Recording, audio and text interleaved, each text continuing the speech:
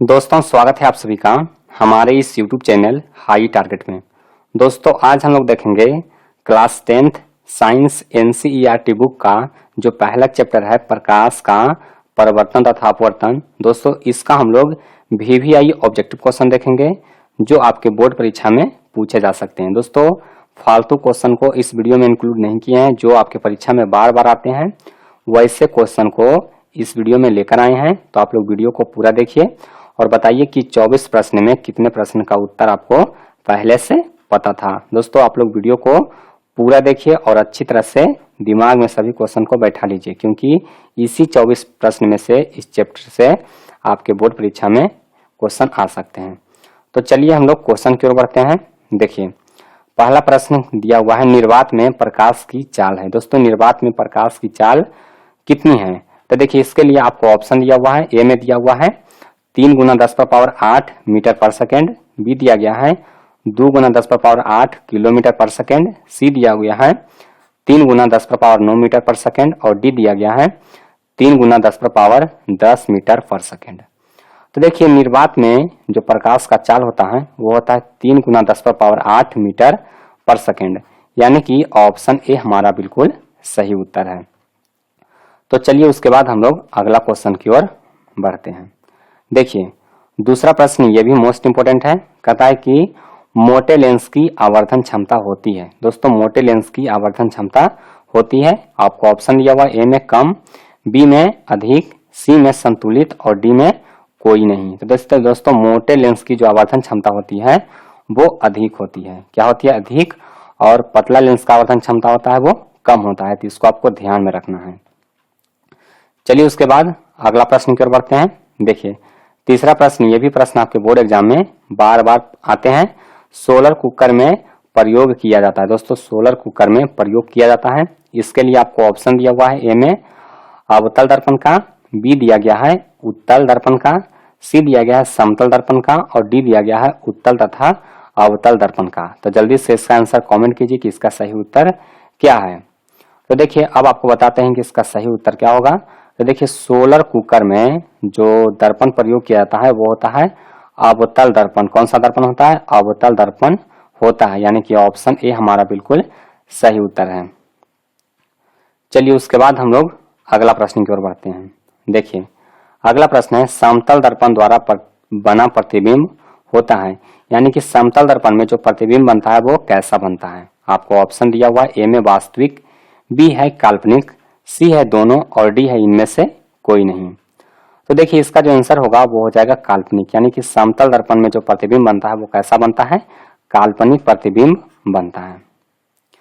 चलिए उसके बाद हम लोग अगला प्रश्न की ओर बढ़ते हैं। देखिए अगला प्रश्न आपके सामने आ गया, क्या है? उत्तल लेंस को कहते हैं, यानी कि उत्तल लेंस को क्या कहते हैं? तो आपको ऑप्शन दिया गया है। ए में अभिसारी लेंस, बी दिया गया है द्विउत्तल लेंस, सी दिया गया है अपसारी लेंस और डी दिया गया है इनमें से कोई नहीं। तो देखिए उत्तल लेंस को क्या कहा जाता है? अभिसारी लेंस कहा जाता है। उत्तल लेंस को क्या कहा जाता है? अभिसारी लेंस कहा जाता है, यानी कि ऑप्शन ए हमारा बिल्कुल सही उत्तर है। चलिए उसके बाद आते हैं अगला प्रश्न में। देखिए छठा क्वेश्चन कहता है कि निम्न में से कौन सा पदार्थ लेंस बनाने के लिए प्रयुक्त नहीं किया जा सकता है। दोस्तों किस पदार्थ को हम लोग लेंस बनाने में प्रयुक्त नहीं कर सकते हैं? आपको ऑप्शन दिया गया है। ए में जल, बी दिया गया है कांच, सी दिया गया है प्लास्टिक और डी दिया गया है मिट्टी। तो देखिए इसका जो सही उत्तर हो जाएगा वो हो जाएगा ऑप्शन डी हो जाएगा मिट्टी, यानी कि मिट्टी का प्रयोग हम लोग लेंस बनाने में नहीं कर सकते हैं। सभी क्वेश्चन काफी इंपोर्टेंट है, तो आप लोग सभी प्रश्न को अच्छी तरह से माइंड में सेट कर लीजिए। यही सब प्रश्न आपके बोर्ड परीक्षा में आने वाले हैं। और अगर आप लोगों को वीडियो पसंद आ रहा है तो वीडियो को लाइक कीजिए और चैनल पर नए हैं तो चैनल को भी जरूर सब्सक्राइब करिए। और दोस्तों आपको अगला वीडियो कौन सा चैप्टर का चाहिए आप लोग कमेंट कर सकते हैं, उसी चैप्टर का वीडियो हम आगे अपलोड करेंगे। चलिए उसके बाद आते हैं अगला प्रश्न में। देखिए सातवां क्वेश्चन कहता है कि प्रकाश के परावर्तन के कितने नियम है। दोस्तों प्रकाश के परावर्तन के कितने नियम है? तो देखिए आपको ऑप्शन इसके लिए क्या दिया गया है? 1, 2, 3 और 4। तो देखिए प्रकाश परावर्तन के कितने नियम है? तो 2 नियम है। हमारा उत्तर क्या हो जाएगा? ऑप्शन बी हो जाएगा 2 नियम। चलिए उसके बाद अगला क्वेश्चन में आते हैं। देखिए 8वां क्वेश्चन कहता है कि फोटोग्राफी कैमरा का अभिदृश्यक होता है, यानी कि फोटोग्राफी कैमरा का जो अभिदृश्यक होता है वो कैसा होता है, यानी कि किस लेंस का होता है। आपको ऑप्शन दिया हुआ ए में उत्तल लेंस, बी दिया हुआ है अवतल लेंस, सी दिया हुआ है उत्तल दर्पण और डी दिया गया है अवतल दर्पण। तो दोस्तों जो फोटोग्राफी कैमरा का अभिदृश्यक होता है वो कौन सा लेंस होता है, उत्तल लेंस होता है, यानी कि ऑप्शन ए हमारा सही आंसर है। चलिए उसके बाद हम लोग अगला प्रश्न में बढ़ते हैं। देखिए ये भी क्वेश्चन बहुत ही इंपॉर्टेंट है। देखिए 9वां क्वेश्चन कहता है कि काल्पनिक प्रतिबिंब होता है, यानी कि काल्पनिक प्रतिबिंब होता है वो कैसा होता है। आपको ऑप्शन दिया हुआ ए में सीधा, बी दिया गया है उल्टा और सी दिया गया है दोनों और डी दिया गया है कोई नहीं। तो देखिए जो काल्पनिक प्रतिबिंब होता है वो कैसा होता है, सीधा होता है। इसको याद रखिए, काल्पनिक प्रतिबिंब कैसा होता है तो हमेशा सीधा होता है। चलिए उसके बाद हम लोग अगला प्रश्न को देखते हैं। देखिए 10वां क्वेश्चन कहता है कि दाढ़ी बनाने में कौन सा दर्पण प्रयुक्त होता है, यानी कि दाढ़ी बनाने वाले दर्पण जो होता है वो कौन सा दर्पण होता है। आपको ऑप्शन दिया गया है ए में समतल, बी दिया गया है उत्तल, सी दिया गया है अवतल और डी दिया गया है कोई नहीं। तो देखिए दाढ़ी बनाने के लिए और इसी को आपको इस तरह से पूछ सकता है कि हजामत बनाने वाले किस दर्पण, यानी कि हजामत बनाने समय हम लोग किस दर्पण का प्रयोग करते हैं। तो दोनों क्वेश्चन एक ही है, इसका जो आंसर होगा वो हो जाएगा अवतल, यानी कि ऑप्शन सी हमारा बिल्कुल सही आंसर है।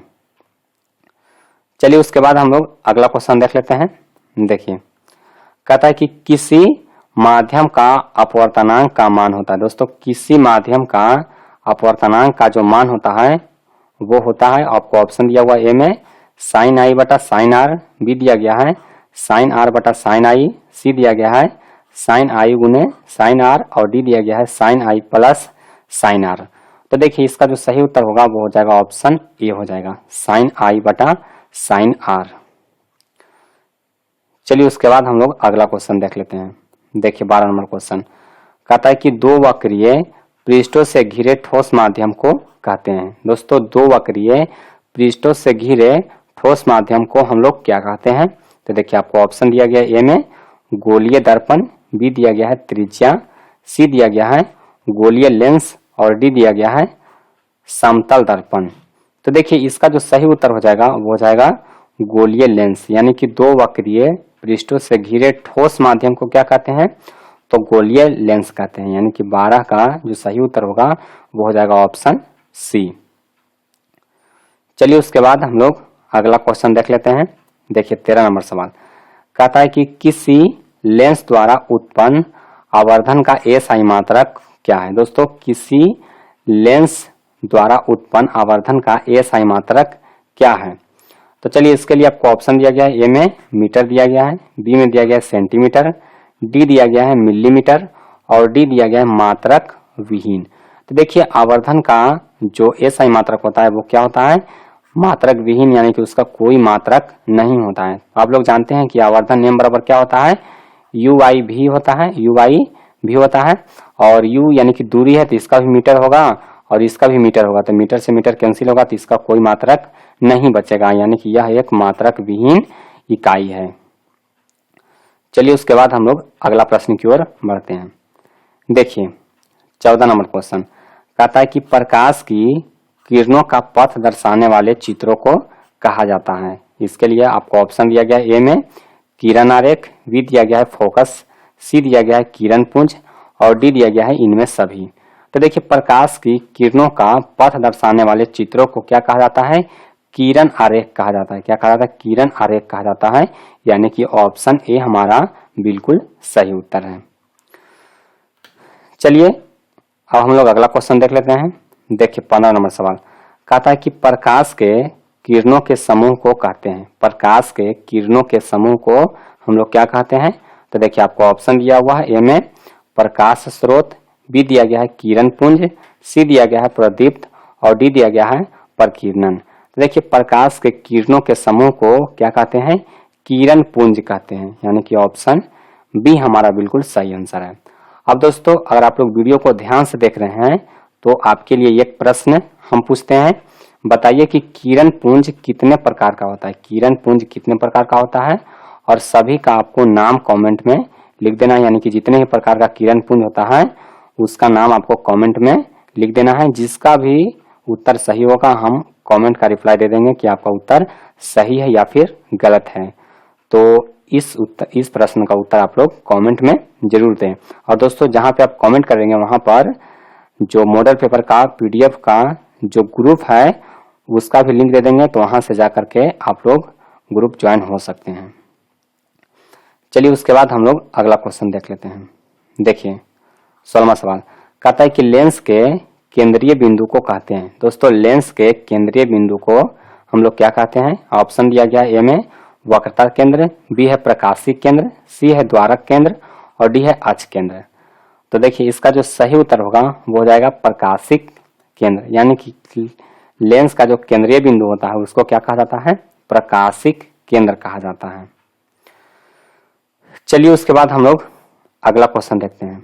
देखिए कहता है कि जब प्रकाश की किरण हवा से कांच में प्रवेश करती है तो मुड़ जाती है। यानी कि जब प्रकाश की किरण हवा से कांच में प्रवेश करती है तो वह मुड़ जाती है। आपको ऑप्शन दिया हुआ है, ए में अभिलंब से दूर, बी दिया गया है अभिलंब के निकट, सी दिया गया है अभिलंब के समांतर और डी है इनमें से कोई नहीं। तो देखिए इसको आप लोग बारीकी से समझिए। मान लीजिए कि यह इसका अभिलंब है, ये इसका अभिलंब है, और ऊपर मान लीजिए कि हवा है और नीचे क्या है, कांच है। यानी कि ऊपर एयर है नीचे ग्लास है। तो ऊपर क्या है, ऊपर हो गया विरल माध्यम और नीचे हो गया सघन माध्यम। तो देखिए इसमें जब प्रकाश इस तरह से आएगा तो क्या होगा, इसको जाना था इस तरह से, लेकिन यह क्या करेगा अभिलंब की ओर निकट इस तरह से चल जाएगा। यानी कि अभिलंब के निकट मुड़ जाती है। हमारा उत्तर क्या हो जाएगा, ऑप्शन बी हो जाएगा। चलिए उसके बाद हम लोग अगला प्रश्न देख लेते हैं। देखिए 18वां क्वेश्चन कहता है कि निर्गत किरण एवं अभिलंब के बीच के कोण को कहते हैं। दोस्तों निर्गत किरण एवं अभिलंब के बीच के कोण को हम लोग क्या कहते हैं। तो देखिए आपको ऑप्शन दिया हुआ, ए में आपतन कोण, बी है प्रवर्तन कोण, सी है निर्गत कोण और डी है इनमें से कोई नहीं। तो देखिए आपतित किरण और अभिलंब के बीच में जो कोण होता है उसको आपतन कोण कहते हैं, और परिवर्तित किरण और अभिलंब के बीच का जो कोण होता है उसको परावर्तन कोण कहते हैं। यहाँ पर निर्गत किरण और अभिलंब के पूछा गया है, तो यहाँ पर निर्गत कोण हमारा आंसर होगा। यानी कि ऑप्शन सी हमारा यहाँ पर बिल्कुल सही आंसर है। चलिए उसके बाद हम लोग अगला क्वेश्चन देखते हैं। देखिए 19वां क्वेश्चन कहता है कि साइड मिरर के रूप में प्रयुक्त होता है। दोस्तों ये भी क्वेश्चन 2-3 तरीका से पूछा जाता है। एक पूछ देगा कि ड्राइवर के सामने कौन सा दर्पण लगा हुआ रहता है, फिर पूछ देगा कि साइड मिरर के रूप में कौन सा दर्पण प्रयुक्त होता है, ये पूछ दिया। उसके बाद आपको इस तरह से पूछेगा कि चालक के सामने कौन सा दर्पण लगा हुआ रहता है। तो देखिए इसके लिए आपको ऑप्शन दिया हुआ है, अवतल दर्पण, बी है उत्तल दर्पण, उत्तल दर्पण, सी है उत्तल लेंस और डी है प्रिज्म। तो देखिए साइड मिरर यानी कि ड्राइवर को जो सामने रहता है वो कौन सा दर्पण रहता है, तो उत्तल दर्पण रहता है। यानी कि ऑप्शन बी हमारा सही उत्तर है। चलिए उसके बाद हम लोग अगला क्वेश्चन में आते हैं। देखिए 20वां क्वेश्चन भी बहुत ही इंपॉर्टेंट है और ये भी प्रश्न आपके परीक्षा में बार बार आते हैं। कहता है कि सरल सूक्ष्मदर्शी में किसका उपयोग होता है। दोस्तों सरल सूक्ष्मदर्शी में किसका उपयोग होता है, आपको ऑप्शन दिया हुआ है, ए में अवतल दर्पण, बी है उत्तल दर्पण, सी है अवतल लेंस और डी दिया गया है उत्तल लेंस। तो देखिए सरल सूक्ष्मदर्शी में किसका प्रयोग होता है, तो उत्तल लेंस का प्रयोग होता है। यानी कि ऑप्शन डी हमारा बिल्कुल सही उत्तर है। चलिए उसके बाद हम लोग अगला क्वेश्चन में आते हैं। देखिए कहता है कि लेंस की क्षमता का एसआई मात्रक होता है। दोस्तों लेंस की क्षमता का एसआई मात्रक क्या होता है, आपको ऑप्शन दिया हुआ है, डायोप्टर, ल्यूमेन, लक्स और एंगस्ट्रम। तो देखिए इसका जो उत्तर होगा वो हो जाएगा डायोप्टर। यानी कि लेंस की क्षमता का एसआई मात्रक क्या होता है, डायोप्टर होता है, और इसको कैपिटल डी से डिनोट किया जाता है, यानी कि सूचित किया जाता है। चलिए उसके बाद आइए अगला प्रश्न में।